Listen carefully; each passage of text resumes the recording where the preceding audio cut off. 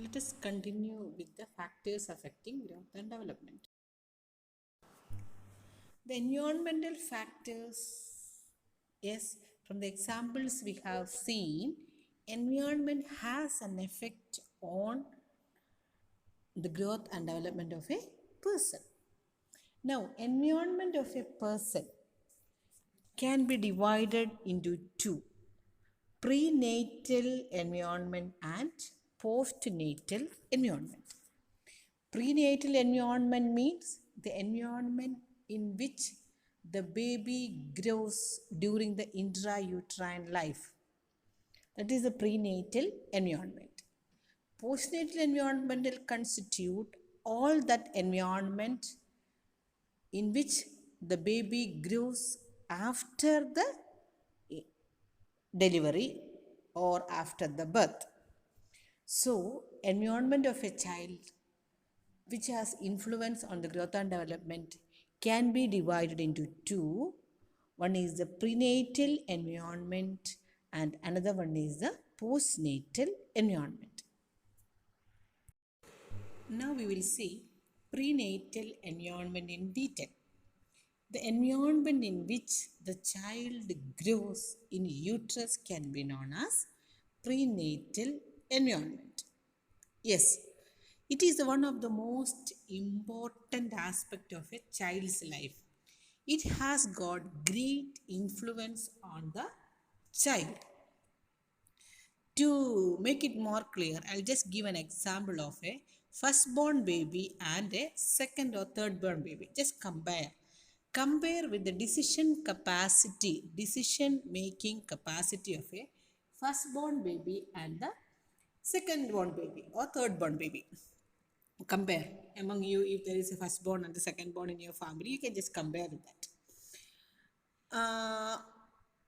Think about the climate in which the baby, firstborn baby, is growing in the uterus.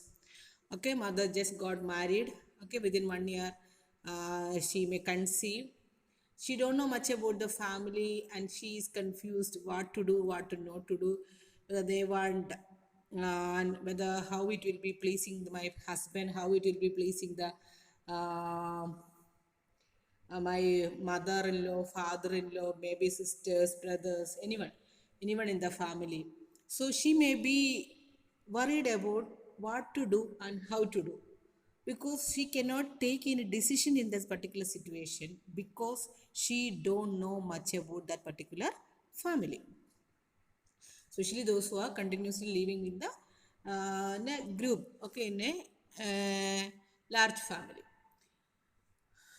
And think about the so she has got a lot of confusion, so she may ask with others and she receives the opinion of others and she may make decision. But what happened after one or two children are born, she has got knowledge regarding the family members. She knows what to do for the father, what to do for the mother and mother or mother-in-law, husband and brothers and sisters. She know what is their likes and dislikes. So by the time second and the third child born, she need not ask with anybody. She will take decisions regarding it. She will not go and ask with anyone. She know what to do. Okay, if you look into the life of a firstborn baby, usually they may not come to a conclusion in a decision. So they will ask, okay, how the other person may feel, how this particular person may feel. Okay, what should I do if I do this, whether it may hurt others. Throughout the life of a firstborn baby, if you look in detail, the person usually may not take much decisions. So they may consider others, they may ask the opinion of others. But if you just look at the behavior of the youngsters of that particular family, the youngest one may be taking the decisions too fast. It is only because mother was taking the decision during the intrauterine life and she is continuing it. And this confusion of a firstborn is celebrated in our society, and usually we will call it as Kadinur Pottan, Kadinur Putti. It is not the Kadinur Pottan or Kadinur Putti. It is only the continuation of mother's confusion throughout the life of a firstborn baby.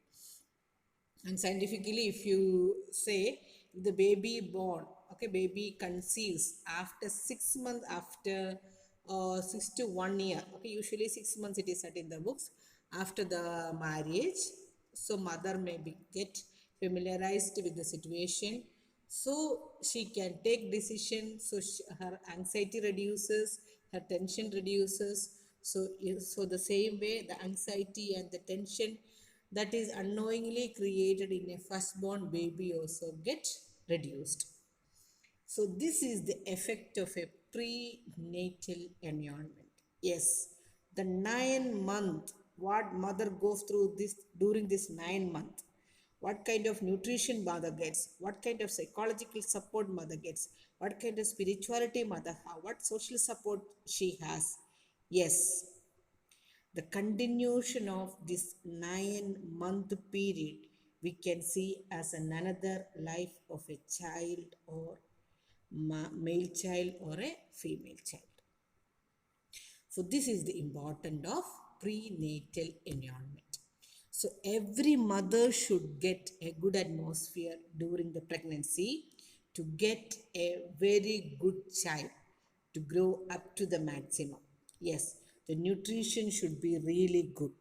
If the nutrition of the mother is inadequate, especially if it is again first trimester, second trimester, third trimester, there is difference. If the first trimester, the gene and the baby is born at the time of, okay, when the zygote is formed, the baby is formed. The zygote is otherwise can be called as a baby. Okay, we start removing the term fetus, embryo. Why? Because all these things actually do not give us any feeling, because we don't see life in that. Okay, we consider it as only a cell, because our mind is intellectually we are learned in that. But consider from the time of the zygote. Zygote is a child, a baby, a mini baby with all the feelings, all the potentials, all the capabilities. Okay, so the nutrition and every aspect, if any adverse effect which is happening in the first trimester may affect the baby totally. The child can be a malnourished child, or the totally the malnourished, the child can be a handicapped child, or it can get aborted. Anything can happen. But the effect is reduced for the second trimester and still more reduced if it is the third trimester. Yes. Now, prenatal development. So, what happened if the nutritional deficiency, if it is there in the mother? Okay, the mother is having anemia, the baby go for intrauterine growth retardation. And again, automatically, if the mother is having small size, baby can be small size. The mother is nutrition, if it is less, the baby may be having reduced weight. Okay, my first baby was having 3.5 kg at birth, and the last baby, okay, the third one is having only 1 kg. I tell you the fact, the 1 kg child is still in first degree malnutrition. I could not save him or bring him up to the normal range. But the baby who born with 3.5 kg, still he is obese baby. The baby who was having the, who had 2.7 kg, she maintains a normalcy in her weight. So the birth weight is very important. Birth weight is again depending upon the nutritional status of a mother. Yes, if she has got good nutrition, it has got positive influence on the baby. If the nutrition is less, it affects the baby adversely. Third one is the metabolic disorders in mother. Any kind of metabolic disorders where the mother's metabolism is affected. What happens in case of diabetic mellitus? Even if the mother is taking the carbohydrate, it may not be metabolized correctly. So it affects the baby. So automatically, as you know, that if the mother is having the diabetic mellitus, the child can be, there is increased chance of obesity in the baby. And what happens soon after the death? The baby is deprived of increased glucose in the blood, and the insulin production in the baby increases because baby is normal. Okay, so glucose content in the blood of a mother increases, so automatically the insulin production in the baby increases. And soon after the delivery, the insulin production of the baby remains high as it is normal for the baby's development. And suddenly what happened, the baby can go for hypoglycemia soon after the delivery if it is not fed properly. Then this hypoglycemia can leads to even nervous system changes and even the seizures, commonly seizures, and it can have an effect on the brain of the baby. So we can see that metabolic changes that is happening in the mother can have great influence. It affects the baby's development. Okay, next is infection. Okay, maternal infection. Okay, usually the babies have born only with IgG, okay, which is transfused from the mother to the baby normally. If the baby is born with any other IgG or any other immunoglobulin, okay, in the blood, that shows that the baby had an intrauterine infection. Of course, it is from the mother. So if the mother is carrying any kind of infection during the pregnancy, especially the first trimester, the baby can get aborted. Okay, so if it is happening, and especially the infection of the lower part of the body, maybe the any sexually transmitted infections like torch, HIV, HBsAg, hepatitis B, cytomegalovirus, toxoplasmosis, all syphilis, rubella, this has got a great influence on the baby's development. It affects the baby alter. Okay, it can have it may cause, if it is the first trimester, it may cause abortion of the baby. If the baby is not aborted, the baby can have severe mental retardation and the congenital malformation. It can go at any extent, okay, from microcephaly and encephaly, and any other disorder, dysfunction can occur in any part of the body. So even the infections of the mother, especially during the first trimester, has got great effect. Second and the third trimester, if it is there, it may affect, of course, the baby go for a malnutrition, and the baby will develop with the infection. All these problems can occur. In the last time, if the placenta or even the amniotic sac, if it is broken, okay, the child can get infection directly from the mother. Okay, next is the administration of certain drugs and substances. Yes, what happens if the mother is an alcoholic mother? Okay, continuously baby gets alcoholism, baby get addicted to that. So such a babies after the delivery, they have a crave for alcoholism, and suddenly it gets cut from the placenta and nobody gives alcohol for the newborn baby. So baby shows the features of a alcohol withdrawal syndrome.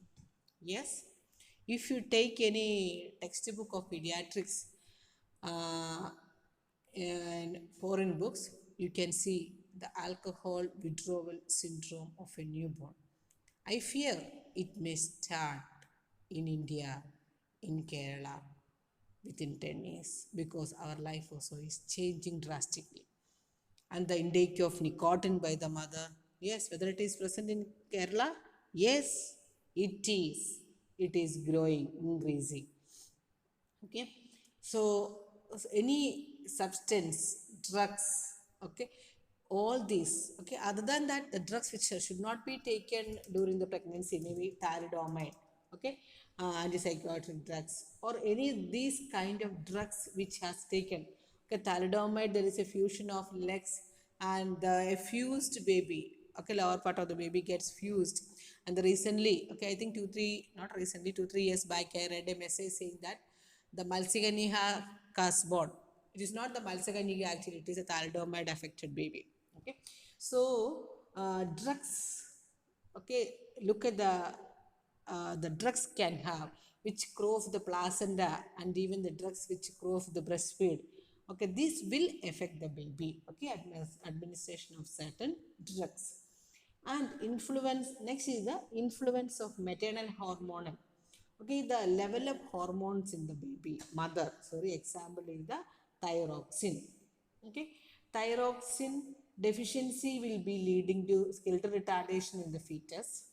Okay, and even the maternal myxedema increased will be resulting to the hypothyroidism in the fetus. The same way insulin, already I told you, insulin in the metabolic, okay, insulin effect, okay, it may even leads to, and the fetal pancreas, it increased